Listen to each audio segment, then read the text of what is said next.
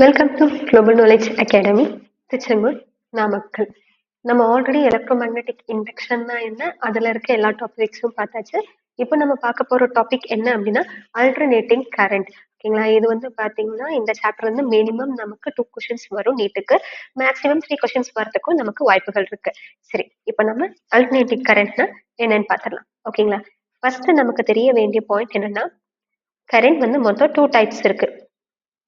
So ஒன்று வந்து பார்த்தீங்க அப்படின்னா டிசி கரண்ட், இன்னொன்று வந்து பார்த்தீங்கன்னா ஏசி. டிசின்னா டைரக்ட் கரண்ட், ஏசின்னா அல்டர்னேட்டிங் கரண்ட். நம்ம இந்த டாபிக்ல பார்க்க போறது எல்லாமே அல்டர்னேட்டிங் கரண்ட்டை பத்தி மட்டும்தான். ஓகே, டிஃபரன்ஸ் பிட்வீன் ஏசி, நமக்கு வந்து டிசிக்கும் ஏசிக்கும் என்ன டிஃபரன்ஸ்ங்கிறத புரிஞ்சுக்கலாம் வாங்க.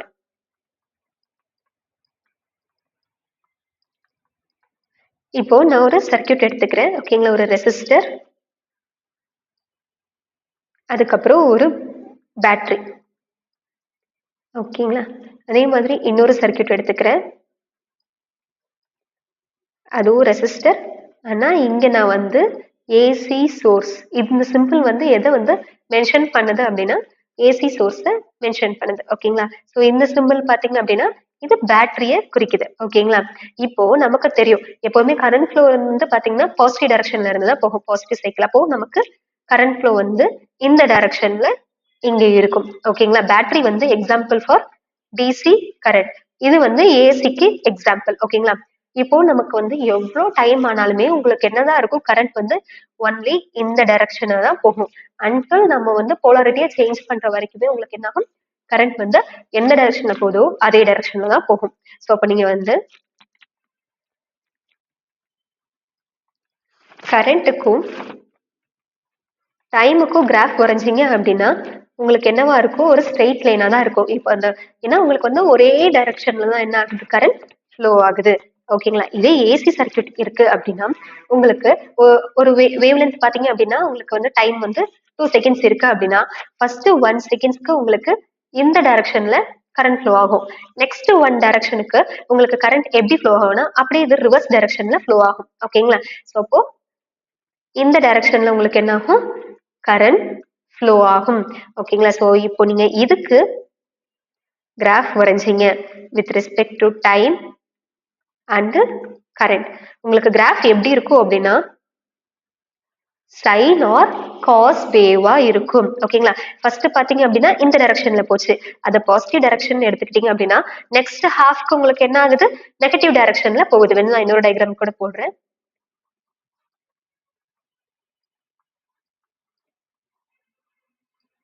ஓகே,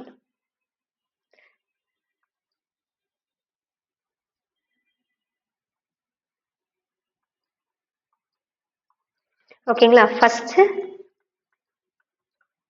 ஹாஃப் சைக்கிளுக்கு எந்த மாதிரி இருக்கும், செகண்ட் ஹாஃப் சைக்கிளோட டைரக்ஷன் உங்களுக்கு என்னவா இருக்கும், அப்படியே ரிவர்ஸ் டைரக்ஷன்ல இருக்கும்.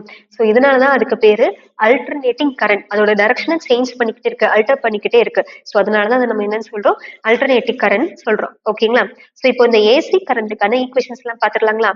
Okay, E equal to E naught sine omega t. ங்கிறது என்ன அப்படின்னா இஎம்எஃப். ஓகேங்களா, EMF is equal to potential difference. Okay, so இந்த இ நாட் வந்து எதுக்கு ஈக்குவலா இருக்கும் அப்படின்னா என் பி ஏ. ஓகேங்களா, என்னங்கிறது நம்பர் ஆஃப் டர்ன்ஸ், பிங்கிறது magnetic flux, sorry magnetic field, ஏங்கிறது பாத்தீங்க அப்படின்னா ஏரியா வெக்டர். ஓகேங்களா, இன்டு ஒமேகா. ஓகே, அடுத்து பாத்தீங்க அப்படின்னா current I equal to I naught sine omega டிஆ இருக்கும். இந்த ஐ நாட் வந்து எதுக்கு ஈக்குவலா இருக்கும் அப்படின்னா இ நாட் பை ஆருக்கு ஈக்குவலா இருக்கும். இப்போ நம்ம வந்துட்டு ஏசி கரண்ட்னா என்ன, டிசி கூட அது எப்படி டிஃபரெண்ட் ஆகுது, அதோட ஈக்குவேஷன்ஸ் எல்லாம் பார்த்தாச்சு. ஸோ இது ப்ராக்டிக்கலா எப்படி வந்து ஜென்ரேட் பண்றாங்க, ஒரு ஏசி கரண்ட்டை எப்படி ஜென்ரேட் பண்றாங்க, ஏசி ஜென்ரேட்டர் எப்படி ஒர்க் ஆகும் அப்படிங்கறத நம்ம இப்போ சிமுலேஷன் மூலியமா பார்த்துடலாம்.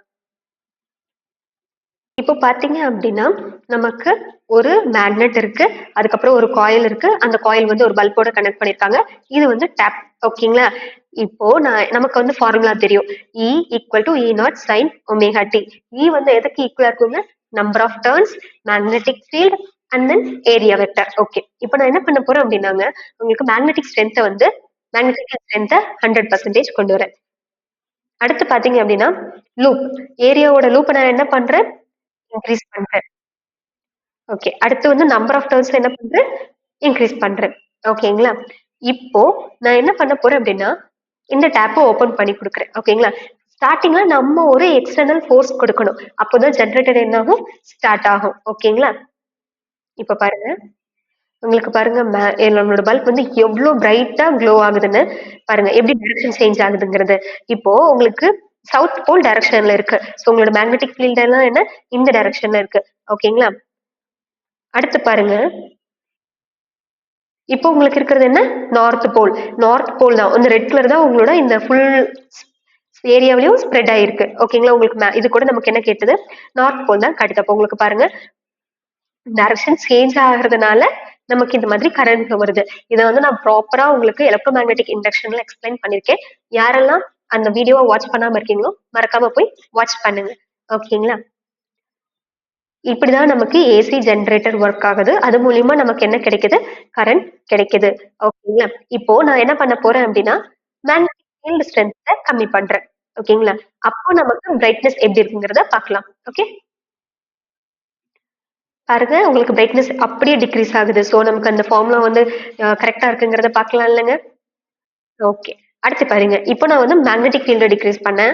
அடுத்து நான் வந்து ஏரியாவ டிக்ரீஸ் பண்றேன். ஓகே?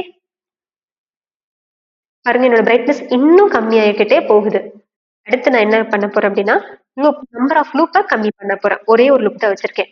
இப்ப பாருங்க பிரைட்னஸே ரொம்ப ரொம்ப கம்மியா இருக்கு. இப்போ நான் என்ன பண்ண போறேன்னா, இந்த மேக்னெட் ரொட்டேட் ஆகுற ஸ்பீட கம்மி பண்ண போறேன். ஓகேங்களா? ஓகே. அப்போனா ரொட்டேஷன் ஒமேகா பார்த்தோம்லங்க. E naught equal to NBA omega. ஒமேகாங்கிறது என்ன? Angular frequency. அப்போ உங்களுக்கு அந்த ரொட்டேஷன் தான் வந்து நம்ம ஃப்ரீக்வன்சிய மெஷர் பண்ணுவோம். இப்போ உங்களுக்கு சேஞ்சிங் வந்து என்ன ஆகுது? ரொம்ப கம்மியாகுது.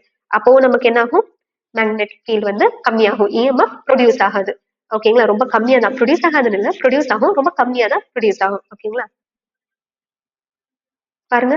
உங்களுக்கு சுத்தமா பிரைட்னஸே இல்ல. ஓகேங்களா? சோ இதுதான் ஏசி ஜெனரேட்டர். ஸோ இப்போ நம்ம வந்து அல்டர்னேட்டிவ் கரண்ட்னா என்ன? ஏசிக்கும் டிசிக்கும் என்ன டிஃபரன்ஸ்? அது எல்லாமே ஏசியோட ஃபார்முலா ஈக்குவேஷன்ஸ் எல்லாமே பார்த்தாச்சு. அது எப்படி ஒர்க் ஆகுதுங்கிறதும் நம்ம செக் பண்ணியாச்சு. ஓகேங்களா? ஸோ உங்களுக்கு இந்த வீடியோ பிடிச்சிருந்துச்சு அப்படின்னா லைக் பண்ணுங்க, ஷேர் பண்ணுங்க, மறக்காம சப்ஸ்கிரைப் பண்ணுங்க. Thank you.